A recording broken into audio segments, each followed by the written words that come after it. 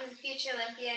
My name is Andrea Clow. I am the owner and trainer here, and today we're going to be looking at doing a quick 10-minute workout for the hips and the thighs, so the upper part of the leg and the pelvic region. So, why are we doing this? Well, a lot of people in today's society, they have prolonged periods of sitting, of standing, even just having a center of gravity that is too far forward. So they're bringing their body too far forward. And this is all going to directly relate back to weakening the muscles and having an inconsistent balance in the muscles in the hip region. So what we're going to go ahead is we're going to do a quick 2 cycles. This is Toby. And all you're going to need for this workout is a exercise band. This one is a 40 to 80 pound exercise band, but you can do it a little bit less if you're not as strong, if you don't feel like that is a good weight band for you for this. So let's go ahead, let's hit the mat. We got 10 minutes, let's get started. So I don't really like doing cycle workouts with the hip because it's such a specific and controlled movement. So what you're going to do is you're going to take your band and you're going to loop it around your foot, roll on back here, and you're just going to come about halfway up with your hands and you're going to kick out. So the higher you put it up on your toe, the more you can strengthen the ankle as well. This is great. You can even really hike it way up here. Get a really nice stretch going. And kick it out.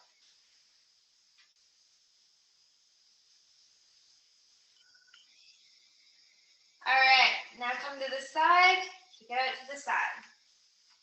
I'm not going super far to the side because I have a fireplace right here. This is the cleanest part of my house, guys. That's what you get for having a 4-year-old. All right, one last time, just kind of bring it in, really get that stretch going. Through the hip. All right, coming over to the other foot.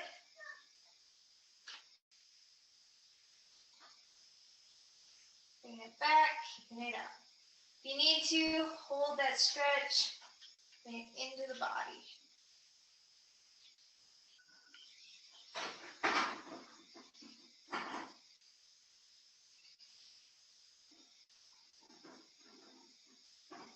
Nice controlled movements. And out to the side.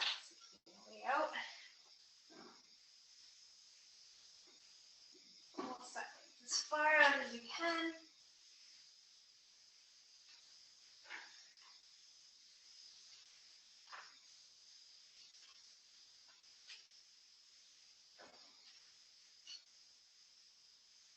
All right. If you need to, bring it in for one last good stretch. And release it. So coming back up, we're going to come onto our side. And there's a series of different floor exercises we can do from home. So come onto your side, you're going to lean down. Bend the top leg just a little bit. And you're going to bring it up. So really focusing on using the muscle through this area. Our goal is to do 20 of these. Okay?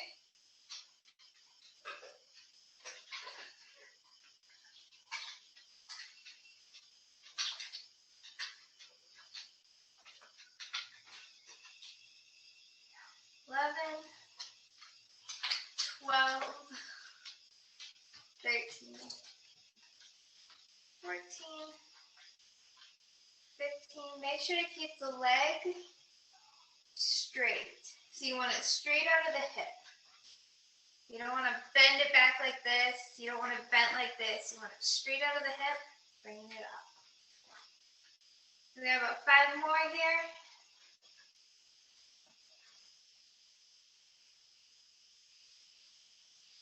And then coming to the other side.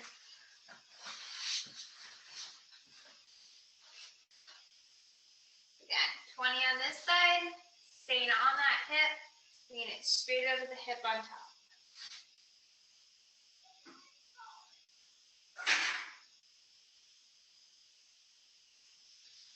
Apologize for the little bit of distraction going on in my house today.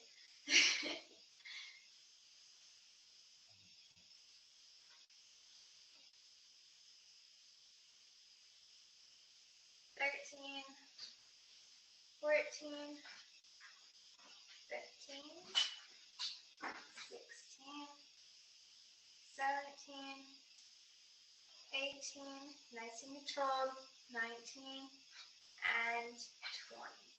All right. Next, we're going to come up on our hands and knees. So coming into this position here, we're going to do 10 of each, and then we're going to go back and we'll do a second set. So we're going to bring it out, again, straight out. 3, 4, 5, 6, 7, 8, 9, and 10. All right, and on to the other side. Keeping the arms straight out of the shoulder, hips straight out of the hip socket. 1. Keeping over top of the hips, you want nice square. 4, 5, 6, 7, 8, 9, and 10. All right. Now we're going to do our kickbacks. The same thing, everything's square, move back. And straight out of the hip.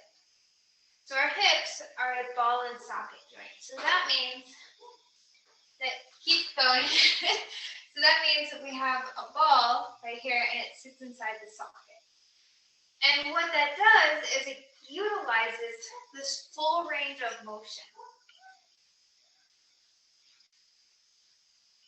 And if we don't continue to strengthen the full range of motion, we're not going to have it. So other leg. That's why it's so important that we learn to train all the parts of the hip. We emphasize it in our workouts because it's going to help to strengthen us in our back. And it's going to help us to utilize and be a, what's the word? I can't think of it. All right, guys. So back out to the side, so fire hydrant. It helps us to absorb the shock of the horse as we're going, all right, and on to the other side.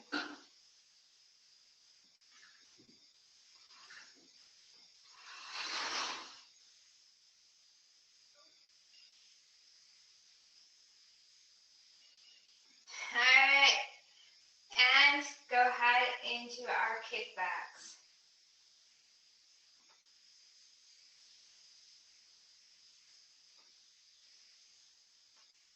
So if our hips are strong and they're supple, they're going to be able to absorb that motion from the horse.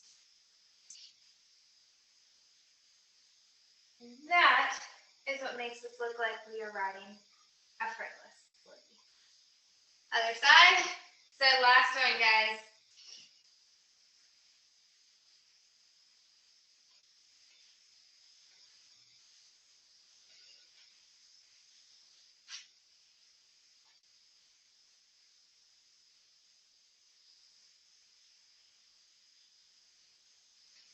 And there you have it. So that's just a quick way that you can strengthen while stretching out your hips.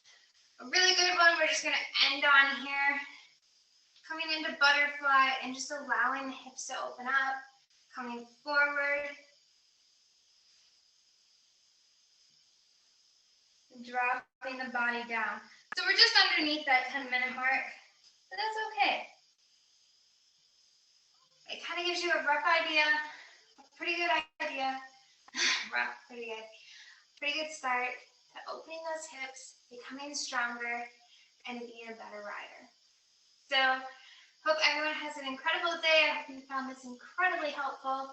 Please know that this is not a specific workout to what is going on specifically for you. You will have to contact a physical therapist or a personal trainer to help you in those regards. But this is a great way to get started, to open those hips if you feel that blockage, and to really strengthen them. Have a wonderful day, and we'll see you all very soon.